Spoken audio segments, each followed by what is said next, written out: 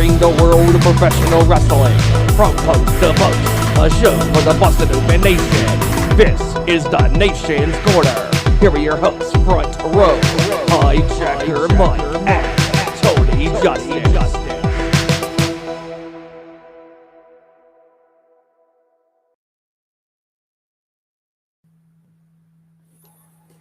What's up, pro wrestling fans? Welcome to the Nation's Corner. I am Front Row, as always. Joining us tonight, we have HiJacker Mike, and I think we lost Tony. Man, we just got started. We already lost Tony. All right, Tony Justice will be joining us shortly. What's up, HiJacker? How's your week been, man? I'm doing pretty good, Front Row. Everything is going good, man. We're getting heavy and busy out here with the California recall at work, so, I'm a little tired, but I'm up and moving around and trying to keep going, and I'm ready to talk some wrestling with you and Tony and the Nation, my man. Nice. Yeah, it's been a crazy week for us, too. We're trying to sell our house, and I'm looking for a new job, and all the stuff here at the show has been a lot of fun, and there's just so much going on in the world of pro wrestling, and I see Tony's joining us finally. Here comes Tony. All right. I'll give him a hard time when he comes in. He's got that La Greca internet, don't he? I think so. So there he is, Tony Justice, joining us at last. What's up, Tony? What's that? The mountain hobos in Wyoming don't like me. They come and steal my signal. What's going on, What's up, no, brother? just talking about our weeks. What's going on with you? What have you been doing this week? Where you been driving? Man, I've been driving. I drove, was in Illinois earlier this week, got loaded, and drove through St. Louis, this side of NWA next month, and Missouri, now in Wyoming, to Utah and Oregon. Nice. So before we jump into the pro wrestling talk, HiJacker, I have to ask you, a fellow cigar aficionado, what have you been smoking this week? This week, I've had a Bones, I had a couple of 660s, and as you guys know, the other day I was a little bougie with a Cuban Cohiba. Yeah, we saw that. We don't all get to smoke the Cohibas every week. Not the Cubans, anyway. No, Mrs. Front Row and I have to go out to the islands to get those occasionally. Yeah, I got a friend out in Toronto that got the hookup for me, and he brought me a bunch back during last year's November election when he came in to help us with our new equipment. But I got a handful to last me a while. I just got to space them out. Nice. So before we jump into all the stuff that's going on in the world of pro wrestling this week, we did start off the opening tonight with our 10-bell salute, honoring Mr. Wonderful Paul Orndorff. I was not watching wrestling during his prime years, so I'm going to rely on you guys to share some of your fonder memories of his time, in the squared circle. Yeah. Tony, you want to go, or you want me to jump on it first? Go ahead, HiJacker. You probably have more memories than I do of him. All right. Well, no, I remember seeing Mr. Wonderful Paul Orndorff at least twice as a kid in the 80s back at the San Francisco Cow Palace, the legendary Cow Palace. And one of the matches I remember, probably 86-ish, 1986-ish, was him and Hogan in a dark match after they did their recordings that were on primetime wrestling on USA, Gorilla Monsoon and Bobby Heenan. This match they never shown, but Orndorff pretty much beat Hogan in a scandal pin. He got counted to a 3 count, but another referee from the back come running out and told the referee that was in the ring, no, Hogan had his shoulder up. So they end up giving the belt, or they took the belt back, and because Orndorff was in the ring holding the belt up and everything. And the referee came in and stopped it. They restarted the match. 7-8 minutes later, Hogan dropped that leg drop, and the rest was history. Mr. Wonderful, we miss you. Thank you for all your years. One hell of a pile driver, man. You don't see him today. He perfected it to the T. Tony, what about you? My memory of Mr. Wonderful Paul Orndorff, of course, WrestleMania 1, the tag match, Hulk Hogan and Mr. T versus Roddy Piper and Mr. Wonderful. And I'd seen highlights of that match, that was right around the time when I first started watching, was 85, 86, somewhere around there. But I do remember him being in WCW towards the end of his career. And yes, HiJacker, he had one of the most perfect pile drivers you've ever seen. So rest in peace, Mr. Wonderful Paul Orndorff. Our thoughts and prayers are with your family. Yeah, well said. Our thoughts go out to the friends and family of Mr. Wonderful, of which apparently he had many.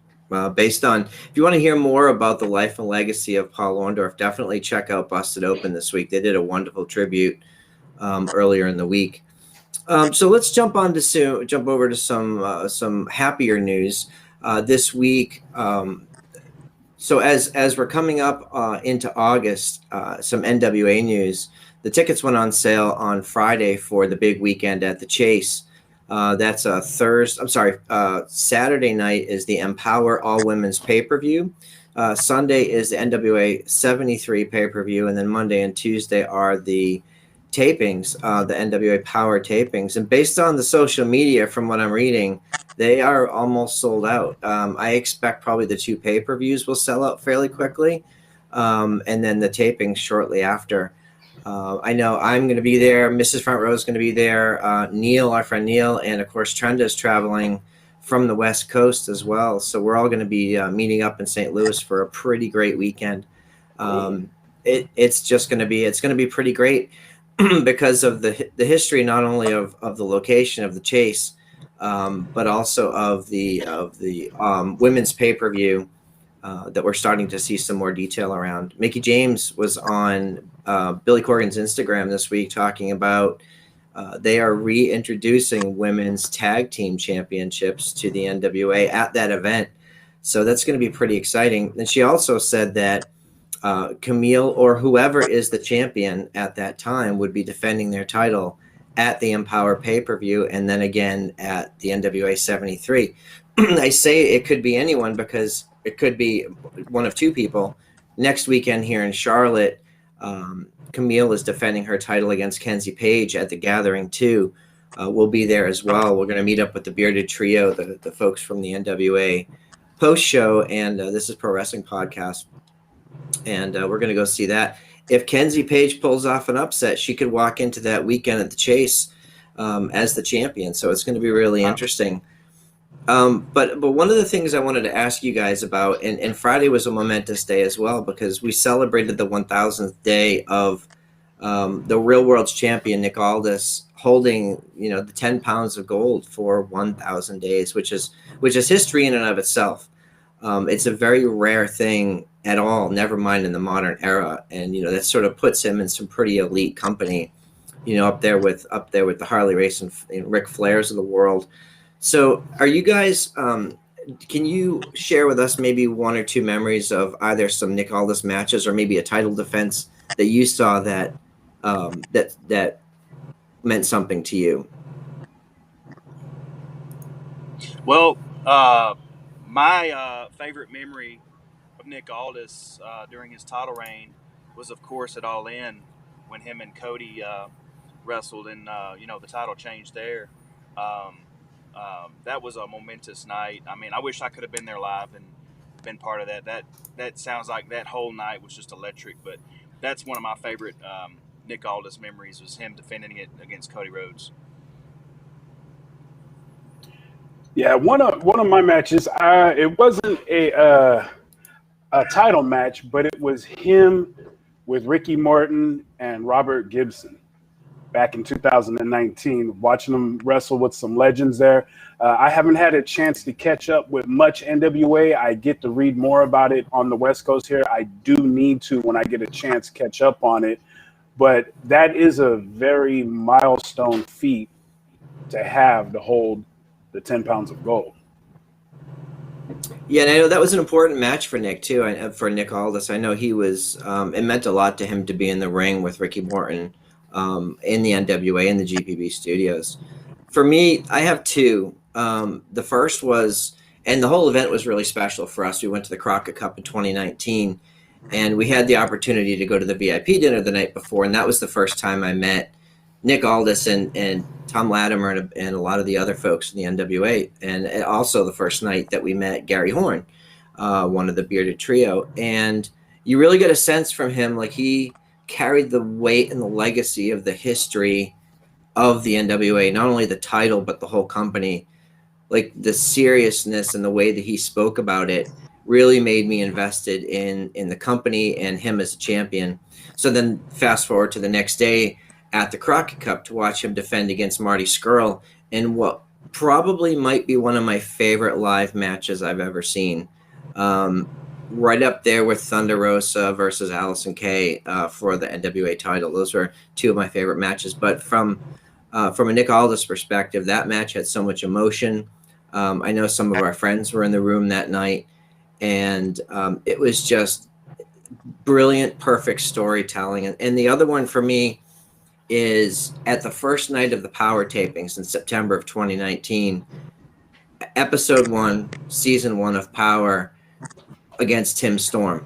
And that match really cemented for a lot of us Tim Storm as just the ultimate good guy. I didn't know that much about Tim Storm leading into that, and up except for the 10 Pounds of Gold video series. And so his match with Nick Aldis really, really made me a believer. And obviously Nick, being Nick, is just one of the best in the world. And the last thing I'll say about this is something that we were in the chat last night with the NWA folks. Mickey James was in there a lot, and Nick Aldis did join us in the chat over on the NWA YouTube channel. And challengers, the title is made by the challengers, right? So the level of the challengers, the quality of the challengers, and the quality of challengers for that NWA title has been incredibly high. But even those folks have had to step up their game a bit, to challenge for it. So I'm excited to see where they're going, what they're going to be doing at the Chase and at the Power tapings after that. So it'll be exciting to see, where they do going forward. But let's move over to AEW. So this week we saw night 1 of Fyter Fest. Very exciting show. So what were some of the highlights for you guys from this week's show? The coffin drop, bro. The coffin drop. That dropped my jaw when Darby just jumped, and I was like, oh, snap. And he just fell perfectly. And if you see, Garza had his video while he was live in the crowd, filming perfectly in that corner of that jump. And it was just amazing. Right. Yeah, I was going to say the same thing, the coffin drop. And then, of course, the fans. Yes. The opening, with John Maxley, Wild Thing, and hearing that crowd erupt. I mean, and that's going to be a common factor in today's show is the fans and how important the fans are to professional wrestling. And you just take one listen to that entrance from John Maxley and you'll understand why. I mean, you just wish you were in the crowd. I mean, Garza had to have been electric that whole time being in that crowd. So those are my highlights from AEW past Wednesday. Yeah. Plus, I'll throw a quick note. It was cool to see Christian and Matt Hardy go at it as well. And I have some strange feeling WWE is going to follow suit with Edge and Jeff here pretty soon.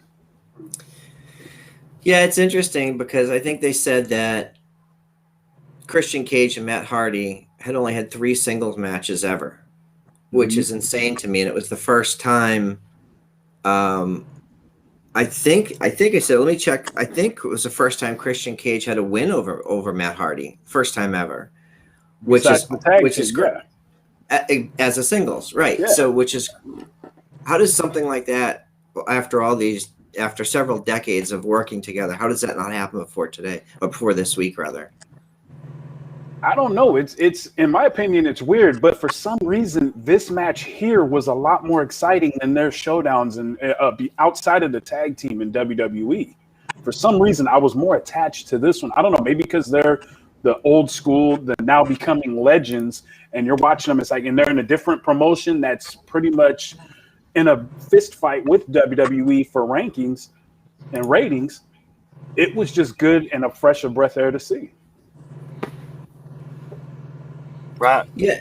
So, and we talked about, I think last week we talked about the importance of guys like Christian Cage being in the AEW.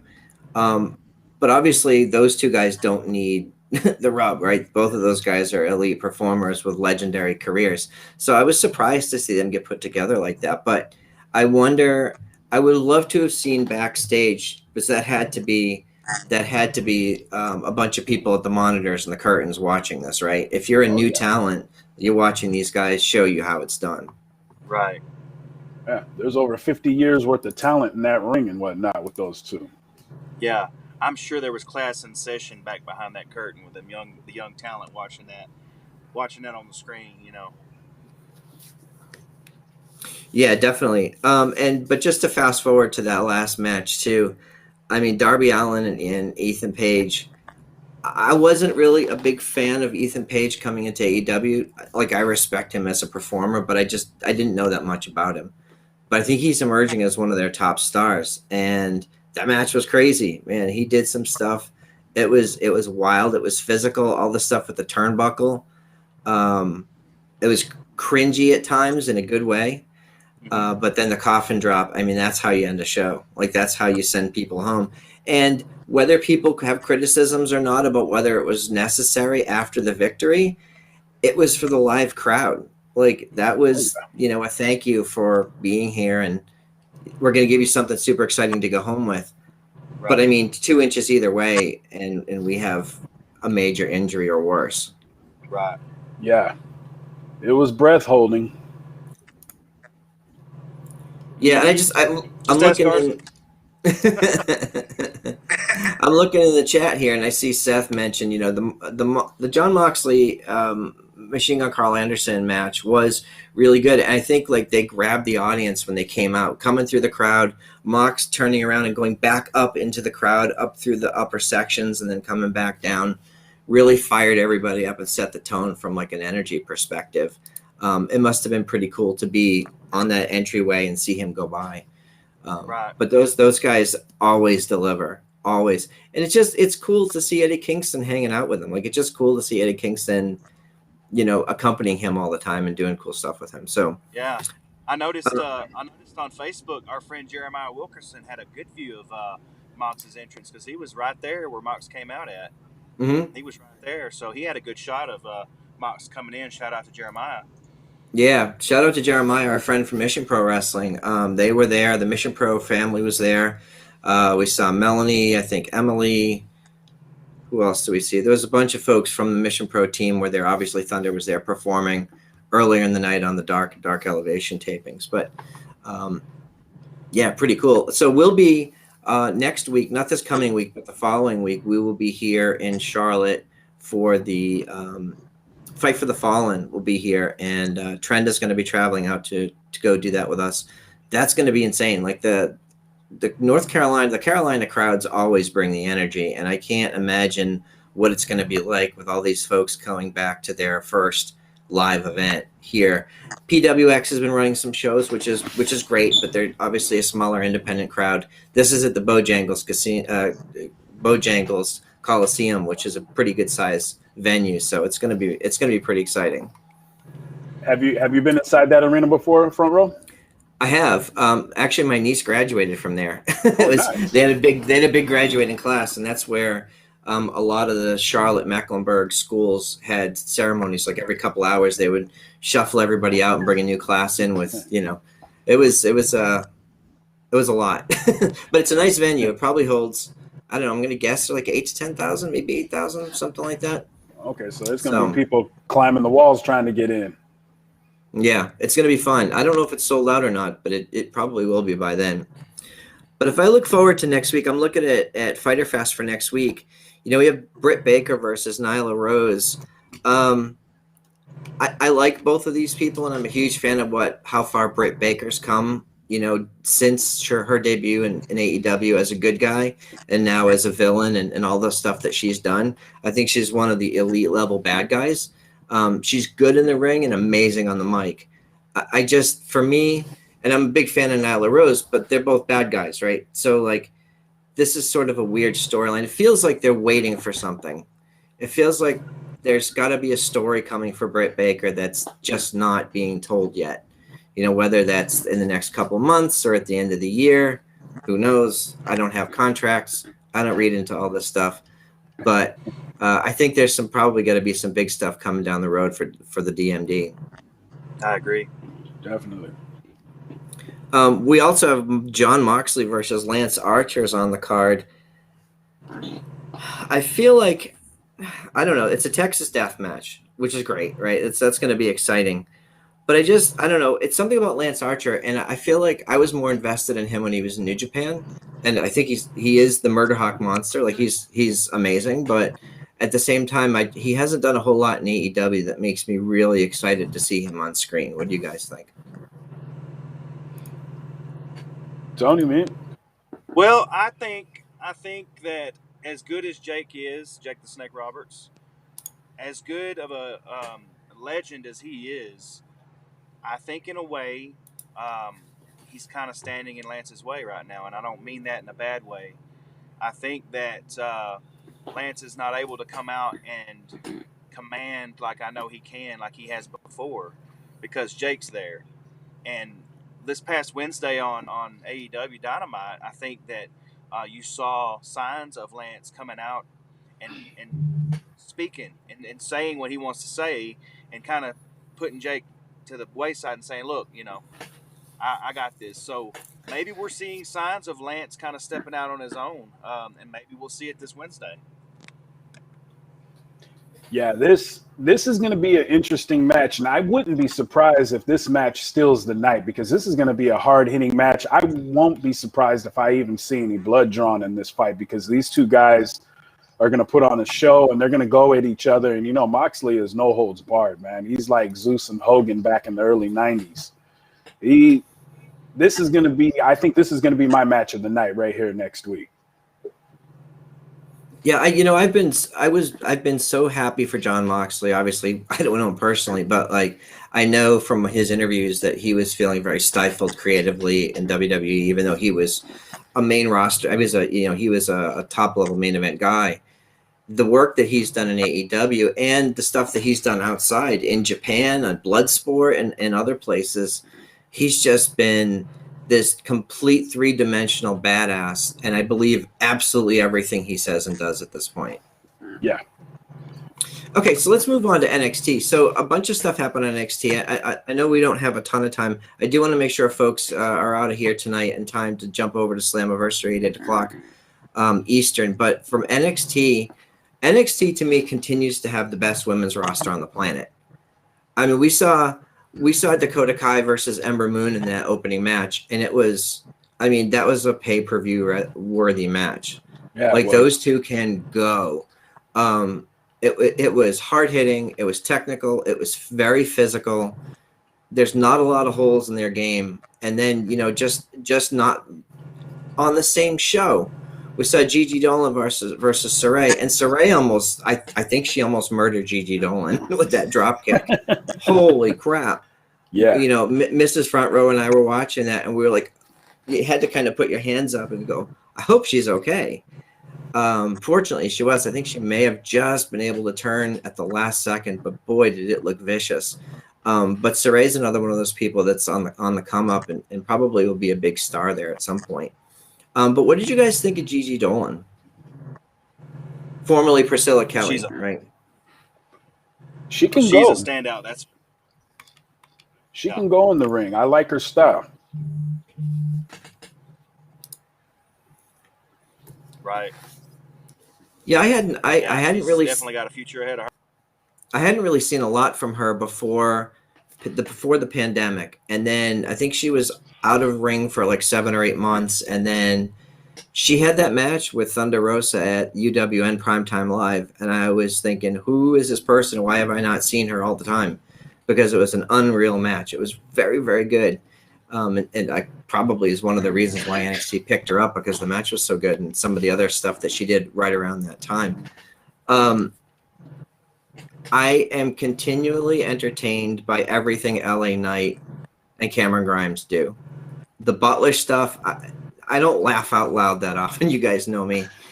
I was laughing out loud. I thought it was effing hilarious. And fitting in Maestros, the beard guys who are there on site, who do all the backstage stuff for the beard trimming, to fit them into that segment, I thought was just a nice nod to the fans who actually pay attention.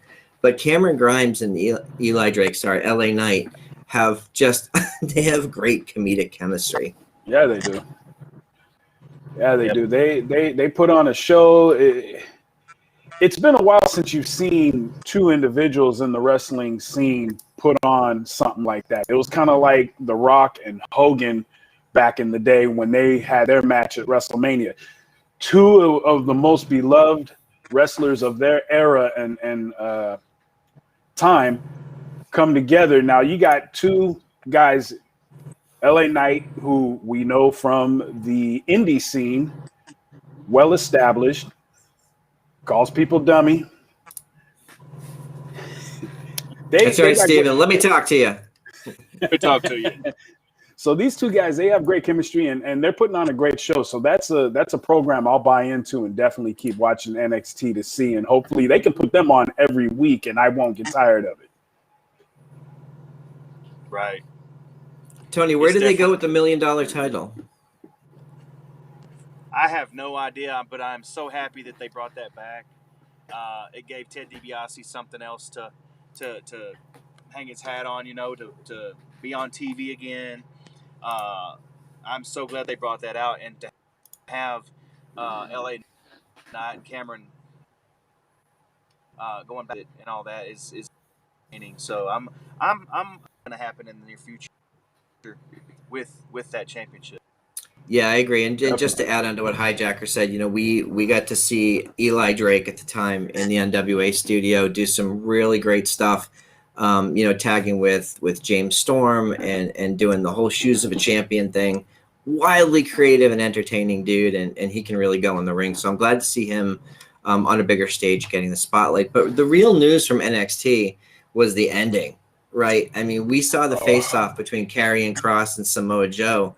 And I legitimately thought they were going to hold off on this story for a while. I thought they were going to keep teasing it, and I don't know what the rationale is. I don't know where they're going. Are they going to hot shot a match between them? But the fact that Karrion Kross tapped out, put Samoa Joe to sleep, I was shocked, really surprised. Yeah, and it looks like the fan base is heavily behind Joe. Joe's going to kill you. Chants were coming. I've seen it on our tweets and the replies.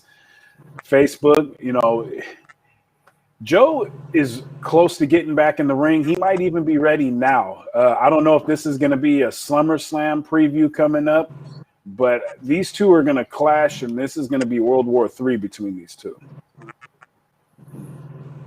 Yeah, because they're two guys with similar. Go ahead, sorry, Tony. No, go ahead.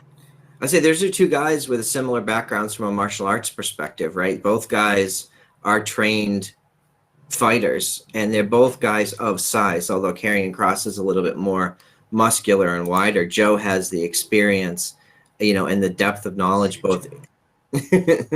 Yeah. Yeah, I agree with Seth. Don't mess with Joe. Yeah. But, I mean. Go ahead. Yeah. No, I'm saying also we did forget Johnny Gargano. He did go against Karrion Kross in the ring too. He did put up a fight and put on a good show for us. It wasn't, everybody thought, oh man, he's just going to run through Johnny like paper. But Gargano held his own and put on a show until the end. But it was just cool to see Kross and Joe jaw with each other throughout the match.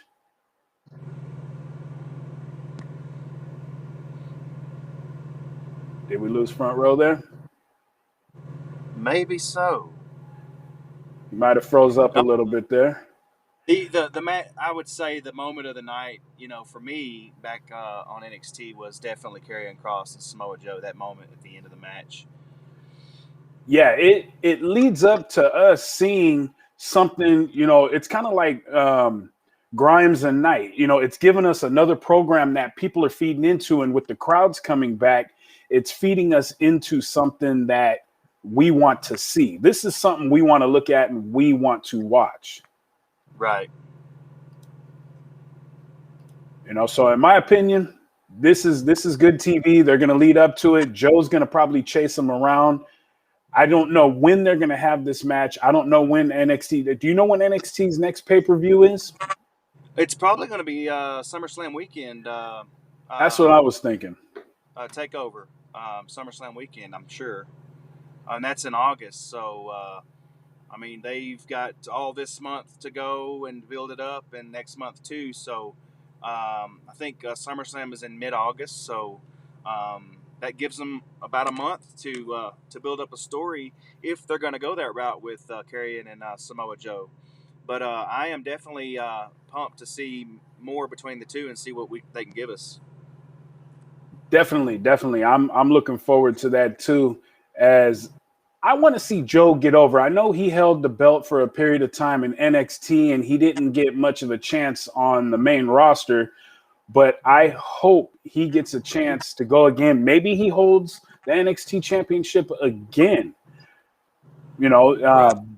but I have a feeling if Joe goes after Karrion and beats him, I have a feeling that if he does that, I have a feeling Karrion's are getting called up to the main roster. Which show do you think he goes to? With the crowds now back, is Cross going to be a fit on Raw and help reboost their ratings, or do you think he'll be a better fit and go to the already popular SmackDown? I would think that he would go to Raw because, you have The Fiend on SmackDown. Isn't The Fiend on SmackDown or Raw? No, I think Fiend is on Raw because Alexa's on Raw, correct?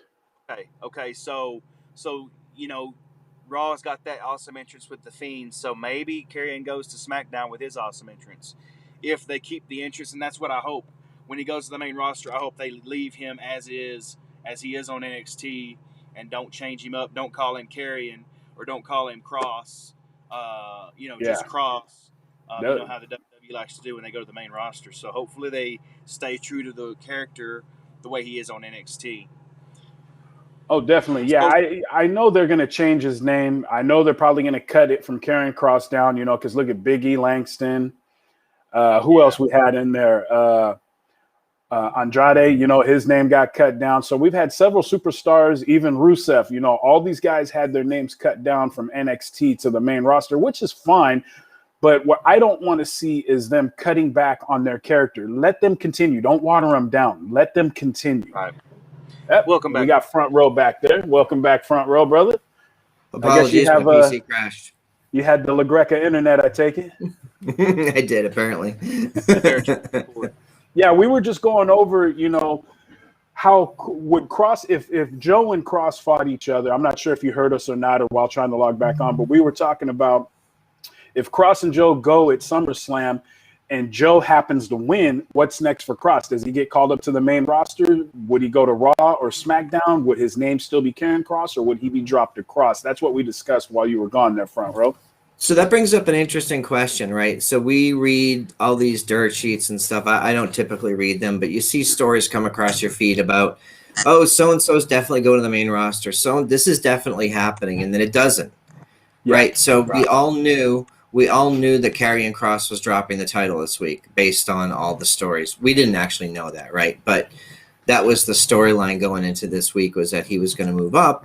Well, that didn't happen, right? So the stories of Karrion Kross going up, just because he worked a dark match, that doesn't mean anything to me. Like, people work dark matches all the time to get experience. I mean, we saw Sasha Banks back in the day. She worked dark matches overseas for like 2 months and then didn't get called up for a year.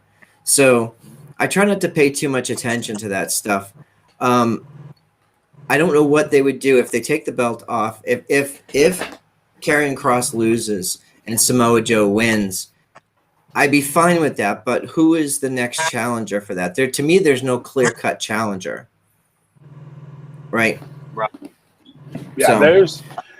he already took out Gargano, right? So the only one left, and right now Joe is technically not on the active roster, but we all know he's coming back, especially with this ending last Tuesday night. We'll have to wait and see. I don't know who's on the roster that would give him a challenge.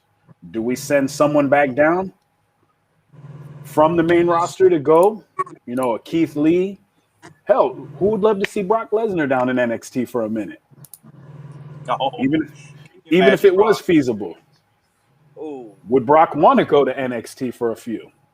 I don't know if they can afford him in NXT. I shouldn't say that. I don't know what their budget is. I don't know. Maybe Brock would love to work with some of the younger talent. I don't know. Like we hear stories about Brock, and then I hear other things from people who work with him that say he likes to work with people to help them get to the next level, but he's very selective about who he works with. So it would have to be someone that really stood out to him that could really benefit from working with him. I just don't see. I mean, I would love to see Tommaso Ciampa as champion again. It would be cool to see. It would be cool to see Timothy Thatcher as champion. That'd be interesting. But there's new people. This new breakout tournament brings a whole new crop of guys in there that could be challengers, but they're not. That's way too early at this point. So let's jump over here. I did want to share with you guys our good friend Shofi every week gives us these awesome videos, and let me just pull this video up. He has our weekly winner roundup.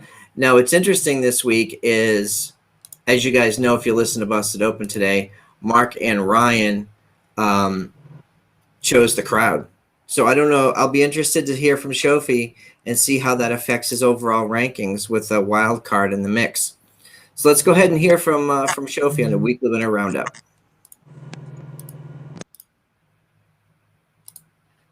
Hey there, Dave LaGreca. It is me, Bash, from This Week in Pro Wrestling History. I just wanted to thank you for having me do This Week in Pro Wrestling History every single Friday between 9 a.m. and 12 p.m. Eastern on your show, Busted Open. Ouch, I've never stretched my arm that long before in my life. On your show, Busted Open on Sirius XM Fight Nation, Channel 156. So thank you so much for the opportunity to do This Week in Pro Wrestling History for the nation. I'm Bash. You can follow me on the Instagram at Bash and Barb, or you could follow me and just go to bashandbarb.com. You could do either one. It's your life. I'm not going to tell you what to do. See you later. All right, y'all. It's time for us to really get a move on this stuff, all right? We're already behind schedule, and I don't want any funny business. And that means you too. What the hell? I didn't even do anything. Hey, I'm the one with the pencil. I already see the gears turning. Get to work. All right. Next order. What the hell is this? Huh? Oh, this is from Open Studios. We figured let's prepare for the move. Okay, just because we switch platforms doesn't mean we're actually like moving. Well, we kind of already got started on that. What do you mean you already started? How much more is there?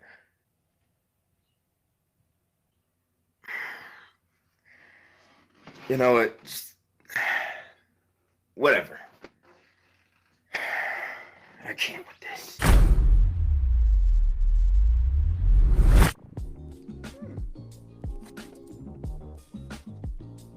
Yeah.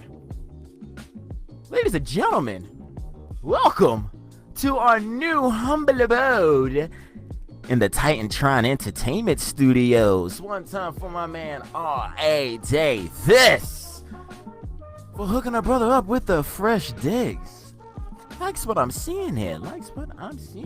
Yo, drop an RA in the chat for your boy. Ooh, good evening, Nation's Corner, and welcome back to the weekly winner roundup. The fans are back in town, and we got a double header of a go-home show for you this evening. As always, I'm Mr. Shofi, aka America's favorite stranger, because I go AWOL just about every 2 years, and I'm so good at missing calls, bitch, I'm perfect this year. And oh baby, we got what you need. So let's get down to the business. This whole week was basically a highlight reel of excitement, and I think it's only gonna go up from here. Last night's SmackDown was a real treat, as we saw the return of the crowds at capacity, with a pretty action-packed go-home show for Money in the Bank on Sunday. Oh, and the tearjerker moment of the week for this guy? Where the hell have you been? Good question, by the way. Impact Wrestling gears up for a full crowd with Slammiversary happening tonight, full of surprises, and quite possibly the biggest news coming out of this week, AEW went past the 1 million mark, and they beat Monday Night Raw in the key demo. The demo! Which really had Twitter in a hailstorm. What a mess. I mean, at this point, there's really no denying AEW, but it is what it is. It is what it is. Nice. Now to take this thing on home. Mark Henry and Ryan McKinnell went through their likes and dislikes over the week that was, and for the most part, it looked like it was gonna go down between NXT and SmackDown, as it usually is with AEW coming through, sneaking in, photobombing a little bit, until the moment of truth came. So, this week's weekly winner award goes to... This is a new one. Yeah. That's right. You. Me. Everyone watching and listening. The fans of professional wrestling. Mark and Ryan gave the undisputed rose to us, the pro wrestling community. And you know what? It makes sense. When the business made a pivot, us fans were still rallying for our favorite stars, buying merch, coming through with support on all the socials. Hell, even this very movement was born. So, to all the pro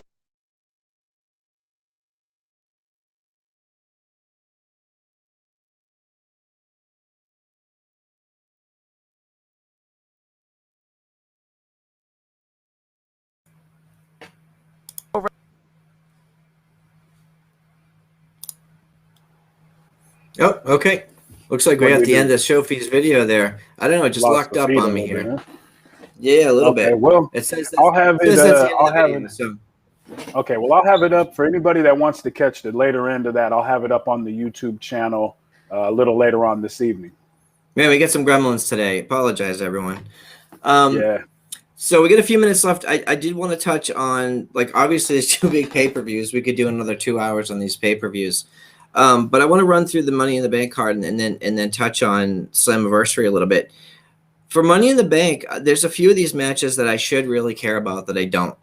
I'm a big fan of Rhea Ripley. I'm a huge fan of Charlotte Flair. Today is actually the 8th anniversary of her in-ring debut in NXT, and she's going for her 14th title tomorrow. And the story here has been sort of muddled for me because you've got essentially two bad guys. You've got two villains-ish. Rhea Ripley was in an interview this week. She said, I don't believe in quote, baby faces and heels. Like, I think people should just care about what they feel and who they attach themselves to. And she compared that to Stone Cold. But to me, the comparison's off because Stone Cold was the everyman fighting against his boss. Yeah, he was he was a mean brawler, but he was still viewed as like the hero of the people. I don't attach that sort of emotion to either Charlotte Flair or Rhea Ripley. So I don't actually care who wins this match. It's going to be a great match. I think they're both awesome in-ring competitors. Charlotte Flair's one of my favorite in-ring competitors, male or female. But the storyline just doesn't do anything for me. Yeah, they threw Rhea Ripley in there without no story. They just kind of said, hey, we need you on the roster, the main roster. Get in there. They gave her the belt. And now, like you say, Front Row, they got two heels facing each other. And we don't see that. Yeah, you'll see faces facing each other periodically for that number one spot or contender. But it's kind of weird to see two heels face each other, especially in today's time. And it's like, we know the crowds like to hijack the show at times. And, look at Bray Wyatt coming up before he became the Fiend with the family. He was hated in the beginning when they were just stomping everybody out and had the backwoods vignettes.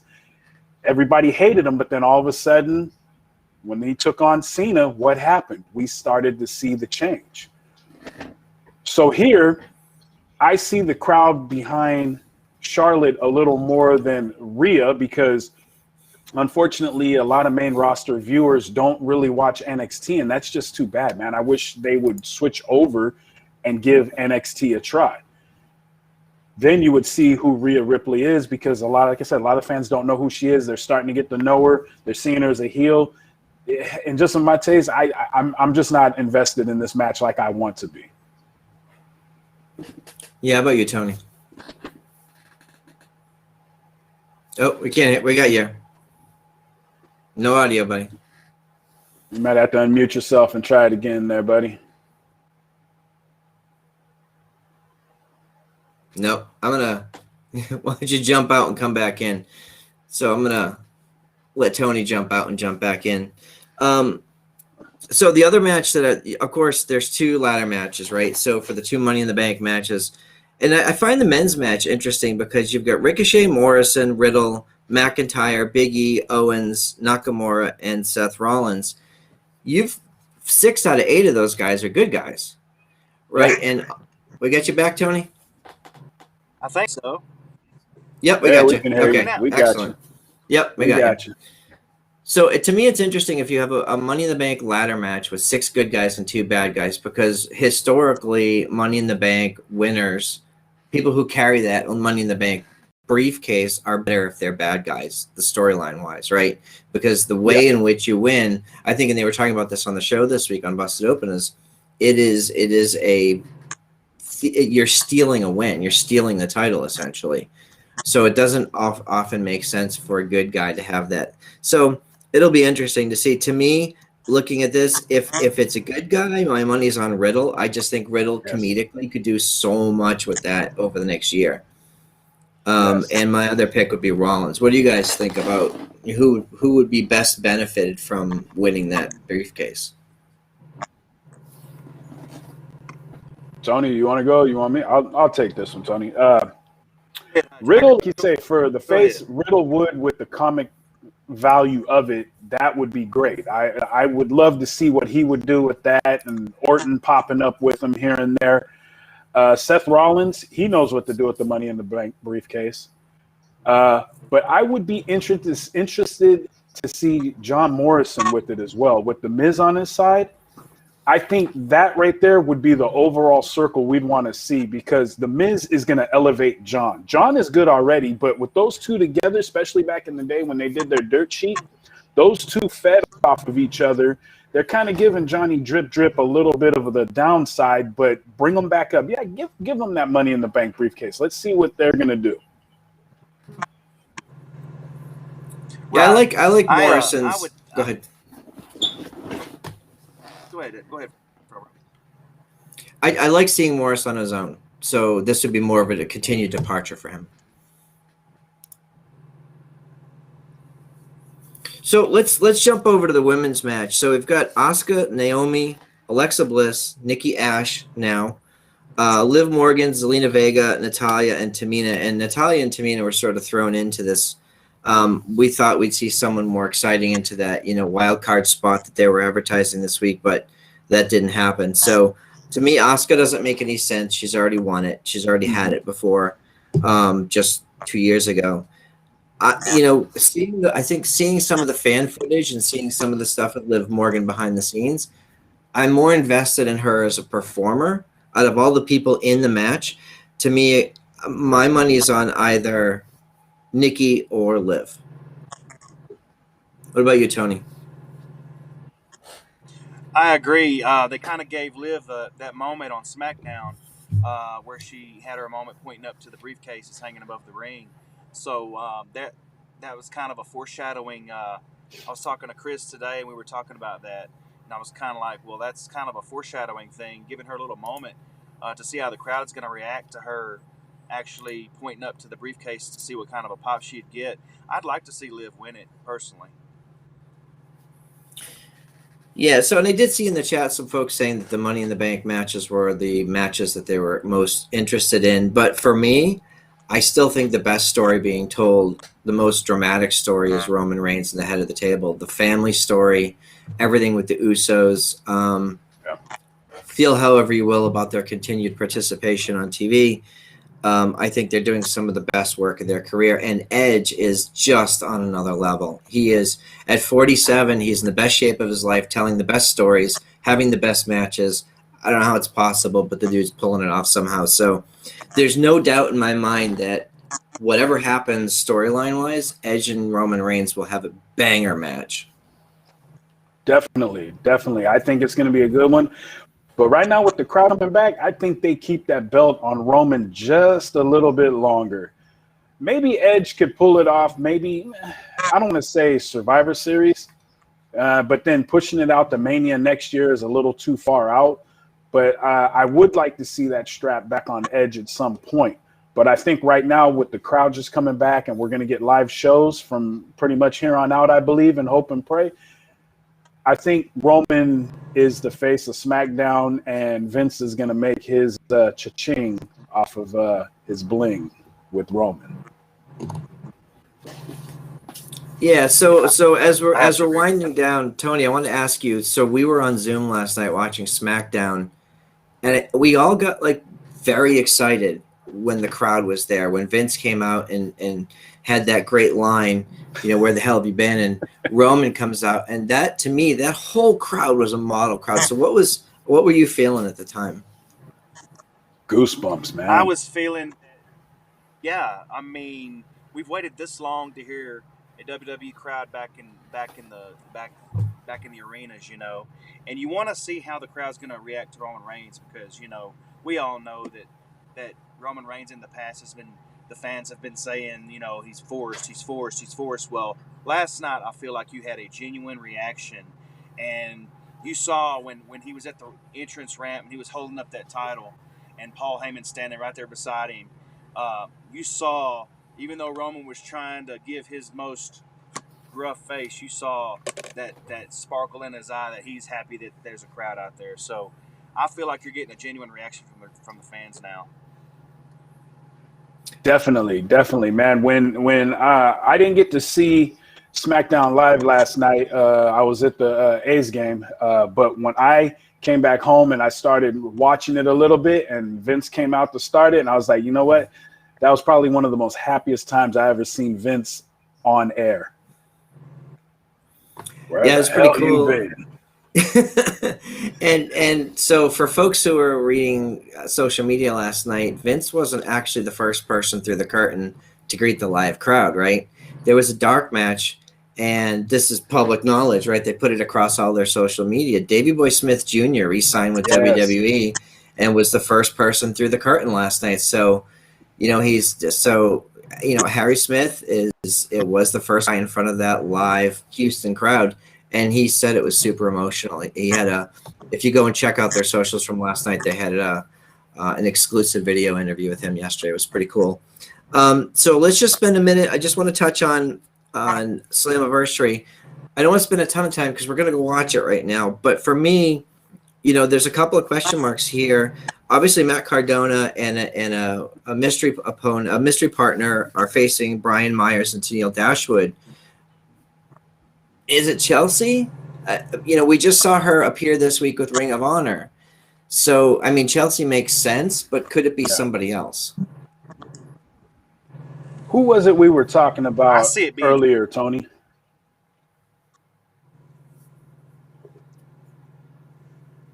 Who did you see it be, Tony? Go ahead, HiJacker. No, I was just asking you. We were talking.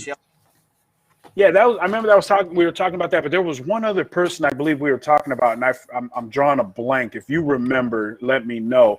But I see it being Chelsea as well. Okay, well, I think that's the general consensus. But really, the big question mark is Deonna Purrazzo has a mystery opponent for her Knockouts title, and Deonna was. I'm a big fan of Deonna. We saw her first in Ring of Honor a few years ago. And then, you know, we saw her perform in NXT as well, in person. So to see her now getting to show what an incredible technical wrestler she is, just one of the best female technical wrestlers in the world, it's exciting. I've seen so many names. You know, they've hinted at everyone from Chelsea to Mickie James to the Iconics to, I've seen a lot of people suggest Thunder Rosa. There's just it's exciting. It's almost like when you get the butterflies, you get the excitement for the Royal Rumble, like who's coming out next, and nobody really knows. Nobody really knows who it's going to be. I've seen a lot of speculation, but I've not seen any dirt sheets telling us who it's going to be. The only thing I'll say, and this is something that everybody knows, we saw this week that there was a story about Kylie Ray, in a talent exchange and in a working relationship between the NWA and Impact. Kylie Ray was signed with Impact, and she's now signed with NWA. Is that a talent exchange? Was that a one-time deal? Like, we don't know. We don't know what that looks like. But if it's a talent exchange, could we see an NWA talent over there tonight? I don't know. Could be exciting. Yeah. What are you guys' one pick on who it could be?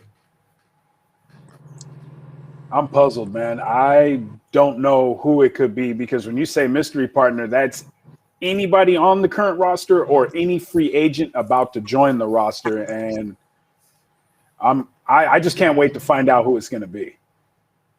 Well, Deanna did say they were kicking down the forbidden door, so it could be from anywhere, right? Yeah. You really expand your search at that point.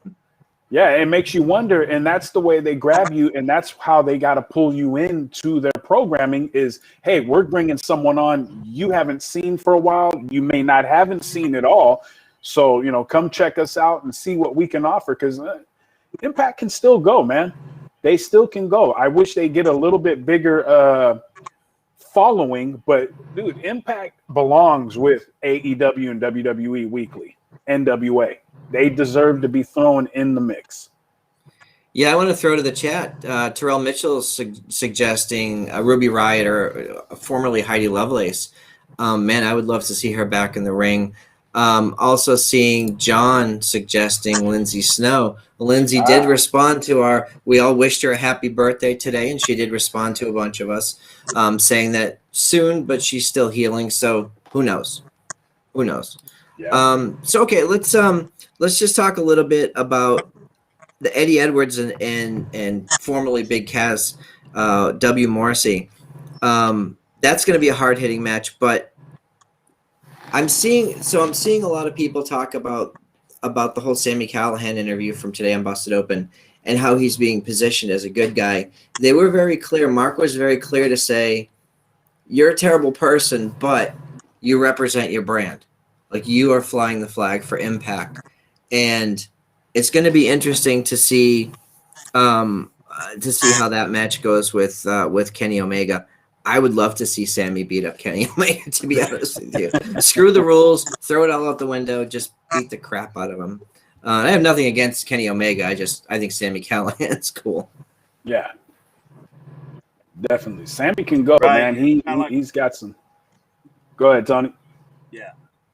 I was just going to say, referring to his interview today, when Sammy stated that he's not necessarily the hero that everybody wants, but he's the hero that everybody needs at this point.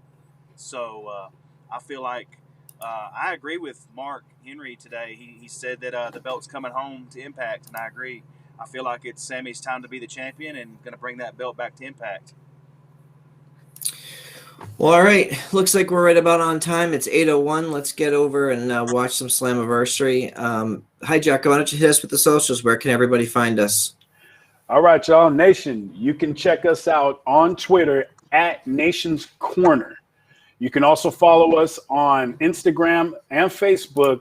Just type in the Nation's Corner to catch us on Facebook and Instagram. And also, you can come hang out with us on Discord at discord.gg/Nation's Corner. Cool. And I am at WWE Front Row. Tony, where can folks find you? I am Tony Justice on Twitter at Tony Justice AJFA. And Metallica fans know what AJFA means. And Instagram is the same, Tony Justice AJFA. HiJacker? In the words of HJM, right there. Right there. Don't ask me. It's right there. Nice. At Mr. Mac on Twitter, guys. All right, folks. Thanks for joining us on a Saturday. We will see you all next week.